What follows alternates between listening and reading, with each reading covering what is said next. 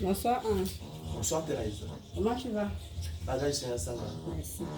Euh, je ne comprends pas ce qui se passe au Moyen-Orient. Est-ce que tu peux un peu nous parler du conflit entre Israël et la Palestine? Ok, merci Thérèse. Question éternelle et d'une actualité brûlante. Le Moyen-Orient, en fait, ou du moins la terre de Palestine, la terre d'Israël, la terre de Sion, est simplement en fait le théâtre d'un combat, d'une guerre entre Dieu, le Seigneur de gloire Jésus-Christ et le diable. C'est ainsi qu'il faut comprendre ça. Ce sont des choses qui ont été écrites il y a bien longtemps, effectivement, dans les oracles de Dieu, et dont l'issue est également connue, à savoir que le salut vient des Juifs. La victoire sera celle d'Israël.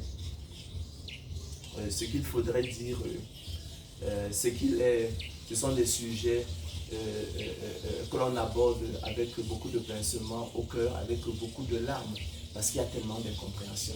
Israël qui est une bénédiction pour le monde, Israël qui sera une bénédiction pour le monde durant le millénaire sabbatique, qui remplira le monde de ses fruits. Qu'est-ce que Israël n'a pas apporté au monde en termes de progrès scientifique et technologique? Toutes ces grandes découvertes ont été faites par des Juifs depuis Einstein et puis tout ce que vous voulez, mettre que d'incompréhension. Incompréhension de la part des peuples arabes et musulmans qui, au nom de l'islam, j'ai dit qu'effectivement c'était une guerre entre Dieu et le diable, qui au nom de l'islam se font solidaires des Palestiniens. Incompréhension de la part d'une certaine chrétienté bien pensante et anti-judaïque. Incompréhension même de la part d'un certain judaïsme mort et pompeusement dit progressiste. Israël, je lui dis, est une bénédiction pour le monde. Et sans vouloir être offensé et quiconque, je voudrais simplement, pour ma part, rappeler la vérité biblique, historique biblique et à venir sur le sujet, et rappeler et donner le conseil de l'Éternel Dieu sur la question. Je ne vais donc pas faire comme les analystes qu'on voit dans les médias et qui analysent le conflit sous le prisme, je ne sais pas, du principe d'antériorité ou d'historicité de présence sur la terre. Ce n'est pas ce dont il est question. D'autres qui l'analysent sous le prisme, effectivement, de ce qu'ils appellent le droit international, et d'autres enfin sous le prisme du droit humanitaire. Ce dont il est question ici, c'est le droit souverain de l'Éternel Dieu. Comme tu le sais, la seigneurie de Dieu dans ce monde qu'il a créé est foulée aux pieds. Il y en a même qui ont décrété sa mort. Je pense que c'était Nietzsche et d'autres qui disent qu'il n'y a ni Dieu ni maître. L'Éternel va donc se servir d'Israël, qui est sa plantation, pour servir, pour rétablir en fait sa seigneurie, pour montrer que c'est lui le chef ici. Et il a dit, dès le commencement, il agira qui s'y opposera, Thérèse. Donc, il va se servir d'Israël comme d'une pierre d'étourdissement, une pierre d'achoppement, pour faire effectivement, pour montrer au monde que c'est lui le chef. Il est un peu étonnant, effectivement, que des gens qui se disent chrétiens sur le conflit israélo-palestinien ne prennent pas le conseil de l'Éternel sur la question. Dans l'Écriture, ils choisissent ce qui leur plaît, ce qui ne leur plaît pas. Il faut être entier avec l'Éternel. Soit on reconnaît qu'effectivement la Bible c'est sa parole et on adhère à tout ce qu'il fait en disant qu'effectivement c'est lui le seul sage et nous sommes tellement ignorants, certainement qu'il a raison. Et non, effectivement, prendre certaines parties de la Bible qui nous arrange et puis rejeter celles qui ne nous arrangent pas. Le conseil de l'Éternel sur la question, c'est que celui qui se fait ennemi d'Israël se fait ennemi de Dieu. Et l'Éternel, après avoir châtié Israël pour son iniquité, sa prostitution, a décidé de la ramener sur son héritage, sur sa terre, parce que le pays d'Israël, c'est le pays de Dieu. non en raison d'une excellence particulière en Israël, mais pour la gloire de Dieu. Et Dieu entend manifester sa gloire à travers Israël. Il a choisi Israël pour manifester sa gloire, tout comme il aurait pu prendre le Cameroun, tout simplement. Donc c'est le moyen qu'il a utilisé. Il faut que les gens comprennent ça comme ceci. Donc je veux rappeler le conseil de Balaam, le conseil de l'Éternel par la bouche de Balaam, qui effectivement avait été appelé par Balak, qui était un ennemi d'Israël, où il demandait de le maudire. Et lui, il dit au roi, même s'il lui donnait tout l'or du monde, en fait, il ne pourrait pas maudire Israël. Comment maudirait celui que l'Éternel n'a point maudit? L'Éternel ne voit point d'injustice en Israël, l'Éternel ne voit point d'iniquité en Israël. Il est son roi, il est son protecteur. Il fait les délices de l'Éternel. Donc, sur ces questions, nous ne devons pas être plus réalistes que le roi. Il y a un Dieu sur la terre. Son nom est l'Éternel des armées. Il est le Dieu d'Israël. C'est lui qui exerce la bonté, le droit et la justice sur la terre. On ne peut pas être plus réaliste que lui. On ne devrait pas voir on ne devrait pas être irrité lorsque l'Éternel n'est point irrité. Nous ne devons pas avoir de l'injustice lorsque l'Éternel ne voit pas d'injustice. Nous ne devons pas avoir nous ne devons pas avoir de l'iniquité, nous ne devons pas avoir de l'iniquité. Là où l'Éternel, effectivement, lui, il n'envoie point. Nous devons avoir l'attitude de lui qui dit, c'est l'Éternel qui fasse ce qui lui semble bon. Un conseil à nos amis, les Palestiniens, c'est celui-ci, que l'on retrouve effectivement dans Jérémie 12, 14 à 17, selon qu'il est écrit. Ainsi parle l'Éternel sur tous mes méchants voisins qui attaquent l'héritage que j'ai donné à mon peuple d'Israël. Voici, je les arracherai de leur pays et j'arracherai la maison du Juda du milieu d'eux. Mais après que je les aurai arrachés, j'aurai de nouveau compassion d'eux et je les ramènerai chacun dans son héritage, chacun dans son pays. Cela s'est produit depuis mai 48. Date de la création de l'État d'Israël. Cela se confirme,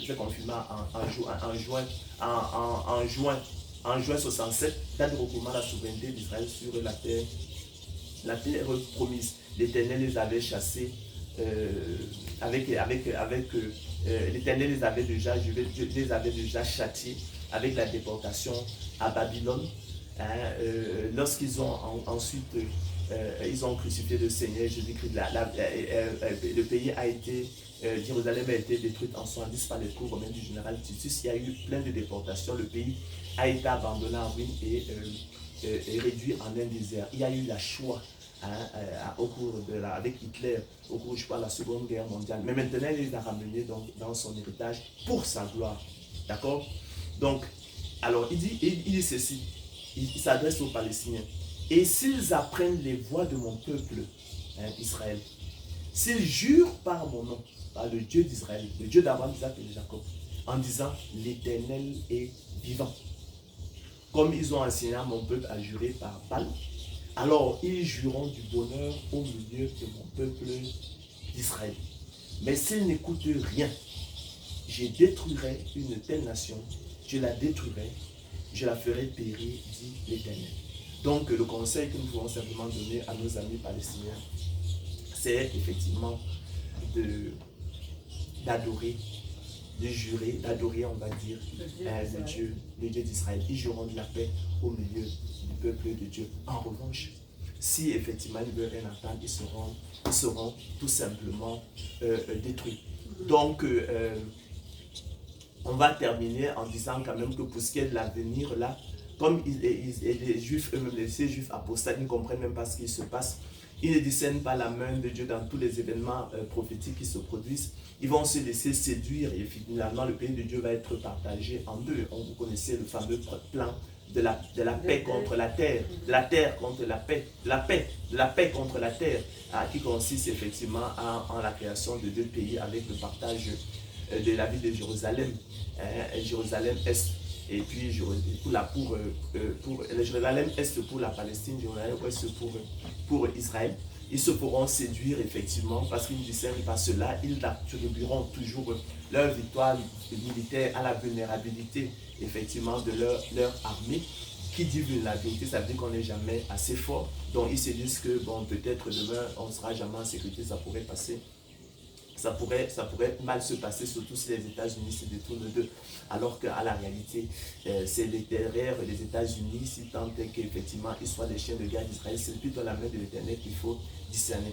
Donc, ils se feront donc séduire et vont finalement accepter ce plan de paix, hein, ce plan de la terre, de la paix, hein, contre la terre portée par les Nations Unies et les puissances et toutes les grandes puissances. De toute façon, tout le monde va tourner, va tourner le dos à Israël et Israël va se laisser séduire. Pas se laisser séduire et par l'antéchrist qui va concrétiser ce plan de paix, ce plan de la paix, hein, contre la terre. Lui qui, effectivement, à l'issue de toutes ces guerres, pourra émerger, toutes ces guerres contre elle pourra émerger parce que les prophètes Ézéchiel nous annoncent pour la fin des temps une invasion prochaine du pays d'Israël par Gog, qui probablement c'est la Russie, à la tête d'une confédération de pays arabes. Mais Israël va encore gagner parce que c'est fini, personne ne peut plus gagner Israël. Mais eux, ils ne discernent pas ces choses, ils ne discernent pas que Dieu est là. Lorsque Dieu met sa main, il réussit, n'échoue jamais. Bon, mais ils vont se laisser séduire. Et l'antéchrist pourra donc émerger face effectivement je vais dire à la chute de la Russie, du monde arabo-musulman, des États-Unis qui auront probablement disparu aussi, et il n'aura aucun mal effectivement à émerger, et dans cela par le faux prophète qui est le souverain pontife à la tête de la religion unique officielle de la fin des temps qu'on appelle le New Age. Mais de toute façon, au bout de 3 ans et demi de règne, Israël comprend bien la duperie et ils vont comprendre la duperie et vont s'opposer à l'antéchrist qui va les persécuter. On va rentrer dans la grande tribulation. C'est à ce moment qu'ils vont se tourner vers le Seigneur, hein, et il reviendra simplement rétablir le rang d'Israël. Et c'est ce qu'on appelle le millénium sabbatique. Israël sera une bénédiction pour le monde. Amen. Merci. Là, je t'en prie, Thérèse.